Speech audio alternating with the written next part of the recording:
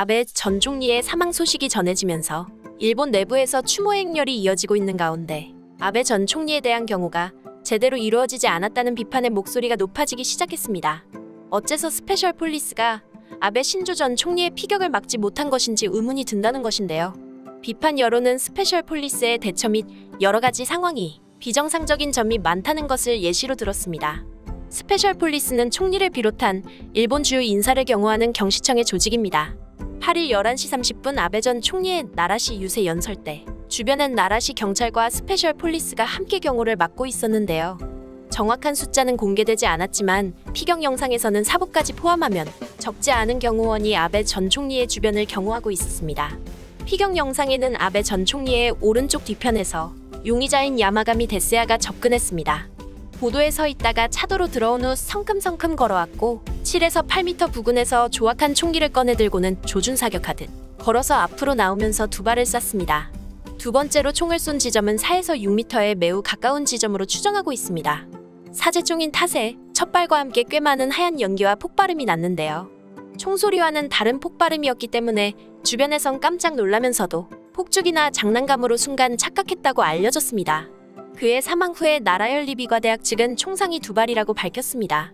첫 번째 총알도 아베 전 총리를 맞춘 것입니다. 영상에서 아베 전 총리는 첫 폭발음이 날 때 무심하게 뒤를 돌아봤습니다. 총상 두 발 모두가 아베 전 총리의 몸 앞쪽에서 나왔기 때문에 아마 돌아서면서 첫 발을 맞았을 가능성이 있습니다. 그리고 이어 날아온 두 번째 총탄이 치명상을 입혔을 가능성이 큽니다. 아베 전 총리가 몸을 45도 이상 뒤로 돌린 상황에서 오른쪽 뒤편에서 계속 다가오던 용의자가 발포, 아베 전 총리의 심장에 도달할 정도의 상처를 냈습니다. 여기서 그들이 주장하는 의문점인 왜 스페셜 폴리스가 이 정도의 피습을 막지 못했는가라는 것입니다. 먼저 살펴볼 점은 방치된 아베 전 총리의 뒷공간이 비어 있었다는 것인데요. 마이니치 신문은 9일 현직 경찰 간부의 말을 인용해 연설 영상을 보면 제복 경찰관이 적어 위험 인물이 근접할 공간이 넓게 비어 있는 것이 보인다. 평소 경호 체제라면 생각하기 힘든 일이라고 말했습니다. 정치인이 가도 연설할 때 경호는 일반적으로 전방에 모인 대중에 과격한 인물이 있는지에 초점을 맞추는 게 보통입니다. 하지만 이날 아베 전 총리 상황은 전혀 달랐는데요. 큰 사거리와 같은 곳의 가운데 아베 전 총리가 서서 연설 중이었던 것입니다. 그리고 아베 전 총리의 뒤편에는 넓은 공간이 있었고 차량이 지나다닐 정도였습니다. 다음으로 첫 발과 두 번째 발포 간 수초의 시간이 있었다는 점을 이유로 들었습니다. 타당과 같은 연사가 아닌 사제총으로 탕이었으며 중간에 짧지만 수초의 시간이 있었습니다. 용의자는 조준사격을 하는 자세를 취한 상태였습니다. 일반인이 경호했다면 당황했을 테지만 스페셜 폴리스는 전문가입니다. 첫 폭발음을 듣자마자 아베 전 총리를 엎드리게 하거나 뭔가 조치를 취해야 함이 맞습니다. 하다못해 용의자 쪽으로 누군가 뛰어들기라도 했다면 용의자가 두 번째 총알로 심장을 정확하게 저격하긴 쉽지 않았을 것입니다. 총기 금지 국가인 일본인 만큼 스페셜 폴리스조차 총기에 의한 공격을 상정치 못하고 칼과 같은 무기만을 생각했을 가능성이 나오는 이유인 것입니다. 마지막으로 경시청이 경호원의 숫자는 밝힐 수 없다는 설명도 의문이 들 수밖에 없다고 말했습니다. 경호와 관련 정보를 외부에 공개하지 않는 건 당연한 일이지만 이번엔 무엇보다 비미 경호 실패로 최악의 결과가 나온 상황입니다. 연설하는 정치인의 경호가 어려웠다라고 얘기할 상황이 아닌 것입니다. 이로 인해 스페셜 폴리스가 당시 현장에 한 명밖에 없었다는 말이 일부에서 제기되는 이유이기도 합니다. 도쿠시마현 경찰조사과 전직 경찰 출신인 아키야마 히로야스 씨는 9일 TV에 출연, 아베 전 총리가 현직이 아니기 때문에 경시청에서는 스페셜 폴리스를 한 명만 보내고 나머지는 나라형 경찰과 함께 경호하도록 했다. 만약 현직 기시다 총리였다면 주변엔 4에서 5명, 탄해에도 대기하는 등 10여 명이 있었지 않았을까.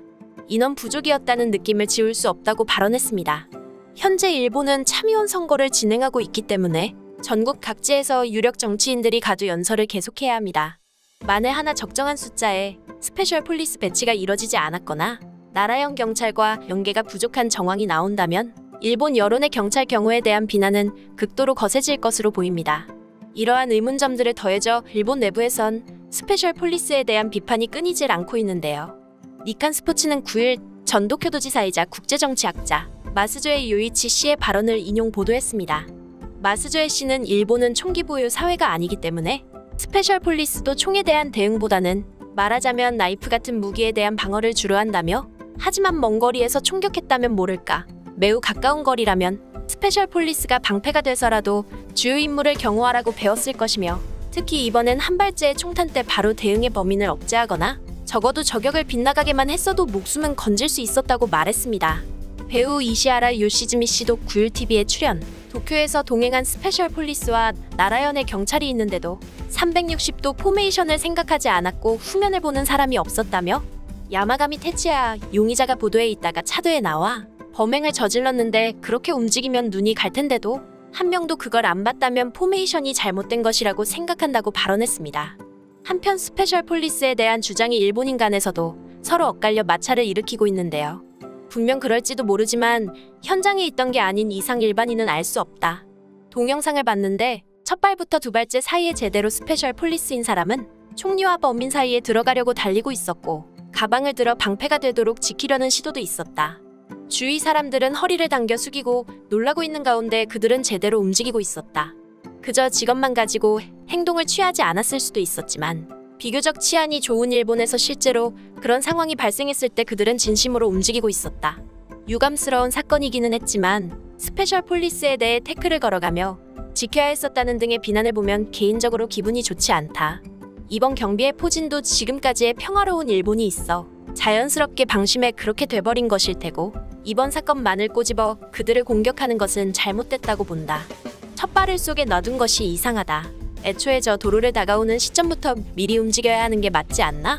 프로로서 뒤를 경계하고 있지 않았다는 것에서 이미 탈하레바라고 할 순 없겠지요. 나 같은 아마추어가 보더라도 분명 경비 태세에 미비함이 있었다고 말하지 않을 수 없을 것 같다. 후방 경비를 서고 있었다면 입장을 제한하고 있던 지역에 범인이 들어온 시점에서 분명 어떠한 액션을 취할 수 있었을 것이다. 경찰청이나 현경은 향후 경비의 지장을 초래한다며 구체적인 설명을 피하고 있지만, 어떻게든 객관적이고 충분한 검증이 이루어져 책임을 묻는 게 필요하다. 그 결과에 따라서 일본의 테러 대책에 대한 신뢰 추락으로 이어질 수도 있다. 이런 허술한 실수로 일본의 리더를 잃게 되어 정말 분노가 치민다. 나라 현경의 수장인 본부장은 전직이 내각관방, 국가안전보장국 내각참사관으로 경찰청 경비국 공안과 이사관, 경찰청 경비국, 경비과 경호실장 등을 역임하고 있는 프로 중의 프로다. 경비 지휘라면 이 사람밖에 없다는 지목됐던 사람이었지. 그래도 이런 일이 생기다니 경찰도 참 태평하네. 심지어 기자회견에도 바로 나오지 않고 말이야. 최근 기자회견에서는 사실의 전모 규명과 수사에서 분명히 자세한 사항들은 전부 보류, 수사 중이라는 등의 무책임한 말을 하던데, 반면 이러한 상황에도 어떻게든 연설하는 사람은 오늘도 있었다. 오랫동안 아무 일도 일어나지 않으면 이를 당연하다고 그것에 익숙해져 버리는 것이 가장 위험하다고 아베 전 총리의 가정교사이자 전직 경찰 관료였던 히라사와 가스에이 의원이 말하고 있네. 어떠한 것이라도 일단 상정하는 것이 그들이 할 일인데 상정하지 않았다는 사실은 부정할 수 없다. 그런 일이 일어날 리 없다고 의뢰자가 부정하더라도 호의를 맡은 자들까지 그렇게 생각해서는 안 된다. 우선 첫 발소리에 아베를 반사적으로 끌어안을 정도의 마음의 준비는 평소에도 가졌어야 했다. 그리고 그렇게 위급한 때에 병원에 도착하기까지 어떻게 1시간이나 걸리는가? 나라 시내에도 국립병원이 있는데 굳이 일부러 헬기를 기다리면서 카시하라로 향한 건 대체 무슨 생각이었던 거냐? 나라연은 구급차에서 의료 거부 전과가 몇 번이나 행했기 때문에 의문이 들 수밖에 없다고. 다들 쉽게 얘기하지만 목숨을 거는 것은 쉽지 않은 일이다. 타인의 목숨을 지키는 직업에 맞지 않는 행동을 한 것은 지적받을 일이긴 하나 너무 몰아세우는 것은 하지 않았으면 한다.